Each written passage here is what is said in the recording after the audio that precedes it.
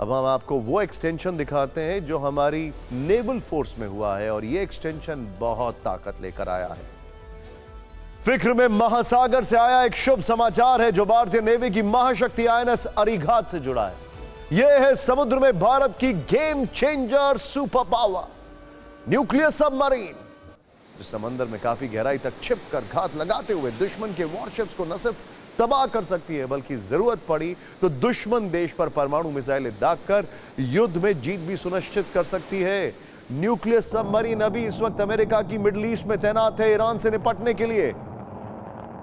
INS Arihant के बाद INS Arighat Bharat की दूसरी न्यूक्लियर पावर्ड सबमरीन है जिसे रक्षा मंत्री राजनाथ सिंह ने आज ही विशाखापट्टनम में भारतीय नौसेना को सौंपा है। सोचिए, कल हमने आपको खबर दिखाई थी अमेरिकन राइफल्स की और आज हम बात कर रहे हैं न्यूक्लियर सबमरीन की। हमारी defence forces they are in full swing, front foot पे बैटिंग चल रही है और आज से कमीशन ये परमाणु पनडुब्बी इंडियन नेवी में पूरी तरह से ऑपरेशनल है, यानी किसी भी वक्त अटैक करने के लिए रेडी है।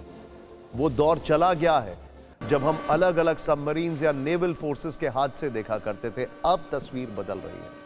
हमने आईएनएस अरिघात पर फिक्र की फाइल तैयार की है। आज आप ये समझिए कि इस पनडुब्बी के ऑपरेशन होने के बाद नए भारत की धाक दुनिया के 6 देशों के ट्राइड वाले शक्तिशाली ग्रुप में कैसे और ज्यादा बढ़ गई है। दरअसल आईएनएस अरिघात आईएनएस अरिहंत का अपग्रेडेड वर्जन है। इसे विशाखापट्टनम में भारतीय नौसेना के शिप बिल्डिंग सेंटर में बनाया गया था। आईएनएस अरिघात को आज से 7 वर्ष पहले साल 2017 में लॉन्च किया गया था। तब से इसकी टेस्टिंग हो रही थी।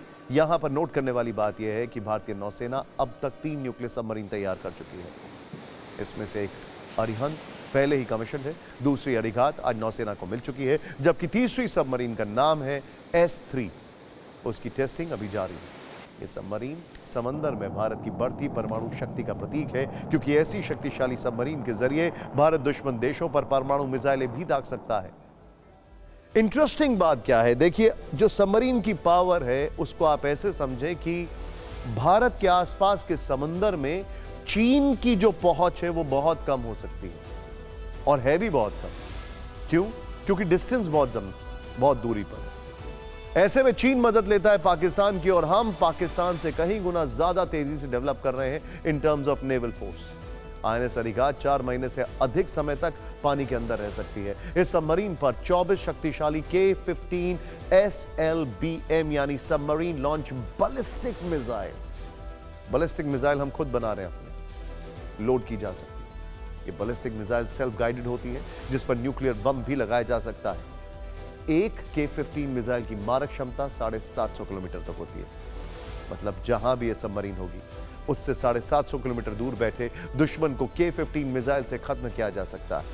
इसके अलावा आईएनएस अरिघात में 8 K-4 मिसाइलें भी होंगी। इस मिसाइल की मारक क्षमता और भी ज्यादा है। यह मिसाइल 3500 किलोमीटर दूर किसी शत्रु को समाप्त कर सकती है, यानी यह इंटरकॉन्टिनेंटल बैलिस्टिक मिसाइल जैसी है।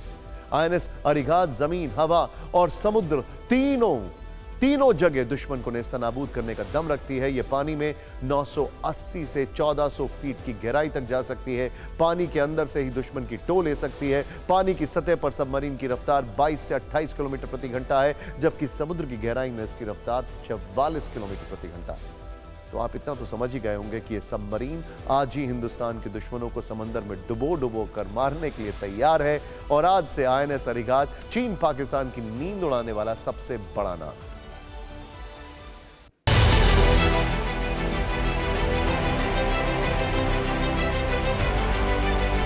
सबको देखते हुए ये सबमरीन्स एक क्रेडिबल डिटरेंस का काम करते हैं, ये सी डिनाइल का काम करते हैं। ये किसी शिप को अपॉर्चुन टारगेट की टोह में रह के उसको अपनी जगह से मुड़ा सकते हैं, सी लेन्स ऑफ कम्युनिकेशन को डिस्टर्ब कर सकते हैं, इंटरडिक्ट कर सकते हैं टारगेट्स को, और इस कारण से जो सी लेन्स ऑफ कम्युनिकेशन है वहां से जो कार्गो जा रही है उन पे इफेक्ट पड़ सकता है।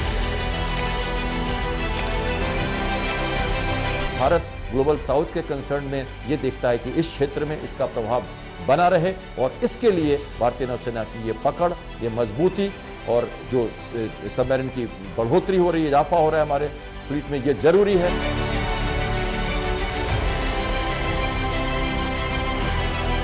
ये मिसाइल्स कुछ ही क्षणों में अपनी टारगेट के ऊपर अटैक कर सकती हैं। और थर्ड स्ट्राइक कैपेबिलिटी की जो बात है, अगर नौसेना और वायुसेना की किसी तरह की कोताही हुई, न्यूक्लियर स्ट्राइक में कोई दिक्कतें आई, तो ये एलिमेंट जो तीसरा स्ट्राइक करेगा वो ऐसा स्ट्राइक करेगा कि कोई भी देश जिसने ये अगर कोई दुस्साहस भी किया होगा तो वो उसका वजूद, उसकी जो एग्जिस्टेंस है, ज्योग्राफी है, वो वर्ल्ड के मैप से मिट जाएगी।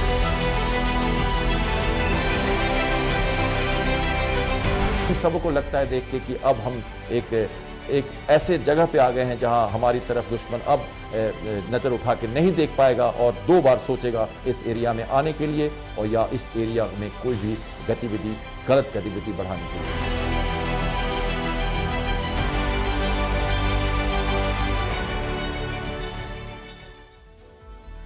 आपके मन में एक सवाल होगा कि आईएनएस अरिघात जैसी न्यूक्लियर सबमरीन किसी देश के लिए इतनी अहम कैसे हो जाती है? न्यूक्लियर सबमरीन को हैंडल करने में कितने लोग लगते हैं? न्यूक्लियर सबमरीन को बनाने में कितना पैसा लगता है? सबसे बड़ी बात, सामान्य पनडुब्बी से न्यूक्लियर पनडुब्बी जो है वो कितनी अलग होती है? तो आपको फिक्र के फोकस से न्यूक्लियर सबमरीन वाली सुपरफास्ट जानकारी देती है। देखिए, दुनिया में जितने भी देशों के पास न्यूक्लियर सबमरीन है, वो देश कभी भी ये डिस्क्लोज नहीं करते हैं कि उनकी पनडुब्बी में कितने लोग बैठ सकते हैं। सैन्य कारणों से एक्चुअल डेटा जो है उसको कॉन्फिडेंशियल रखा जाता है। लेकिन आमतौर पर माना जाता है कि एक कन्वेंशनल सबमरीन के अंदर 50 से 80 नौसैनिक रह सकते हैं, जबकि न्यूक्लियर सबमरीन की बात करें तो यह क्षमता 100 तक चली जाती है। यानी आईएनएस अरिघात में करीब 100 लोग रह सकते हैं। इसके तैयार होने में करीब 20,000 करोड़ रुपए का खर्च हुआ है, जिसमें निर्माण, परीक्षण, लॉन्चिंग शामिल है। सामान्य पनडुब्बी से इसकी रफ्तार ज्यादा होती है। यह पानी के अंदर छिपकर दुश्मनों को चकमा दे सकती है। युद्ध की स्थिति में समंदर से दुश्मनों पर अटैक कर सकती है। आईएनएस अरिघात समुद्र के अंदर मिसाइल अटैक करने में उसी तरह सक्षम है जिस तरह अरिहंत ने 14 अक्टूबर 2022 को टेस्टिंग की थी। तब अरिहंत से K-15 SLBM की सफल टेस्टिंग की गई थी और इसी के साथ भारत, अमेरिका, रूस, ब्रिटेन, फ्रांस और चीन के अलावा दुनिया का छठा न्यूक्लियर टायरेड देश बन गया था। न्यूक्लियर टायरेड ऐसे देश होते हैं जो परमाणु हथियारों को जमीन से मिसाइलों के जरिए, हवा में लड़ाकू विमानों के जरिए और समुद्र में पनडुब्बियों से या फिर वॉरशिप के जरिए दागने की क्षमता रखते हैं। अब चीन से मिल रहे चैलेंज को देखते हुए इस आईएनएस अरिघात को फिक्र के लेंस से देखते हैं। आईएनएस अरिघात ऐसे समय में नौसेना को मिली है जब हिंद महासागर में चीन का दबदबा बढ़ता जा रहा है। पिछले कुछ दशकों में चीन ने तेजी से अपनी नौसैनिक क्षमताओं का आधुनिकीकरण किया। जिनपिंग की नौसेना ने विमान वाहक जहाजों, युद्धपोतों और कन्वेंशनल सबमरीन्स को बड़ी संख्या में अपने बेड़ों में शामिल किया है।